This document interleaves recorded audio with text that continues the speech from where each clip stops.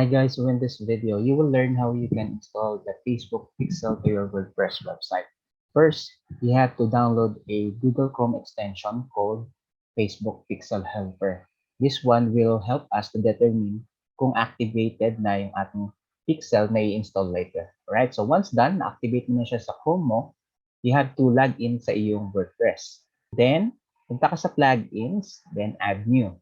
Right? So, dito sa search, you just have to type in yung pixel cut. And ito yung specific na plugin, right? So let's install this one, then activate.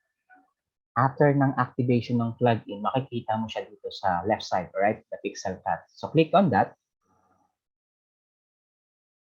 It will ask you doon sa iyong Facebook pixel ID, right? So this is the step kung saan ilalagay natin yung ating pixel ID. So you have to go to your business account sa iyong Facebook, then look for the data source. Right? The data sources, makikita mo yung pixel mo dito. So you just have to click yung pixel ID number, then copy. Then you have to paste that one dun sa WordPress. Okay? Before I save this one, ito yung ating website right now. So using the Chrome extension, makikita mo dito sa Pixel Helper, walang pixel na naka-install, right? No pixels found, right? So, nailagay na natin yung ating pixel ID. Let's just save this one. Alright, so once saved, let's go back dun sa ating front end ng ating website. Then, let's refresh.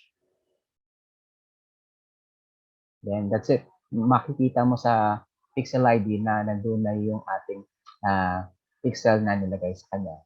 And we have now one page view na na-track ng ating pixel. So that's it. That's how easy you can install the Facebook pixel from your WordPress website using the plugin called Pixel Cut. Bye.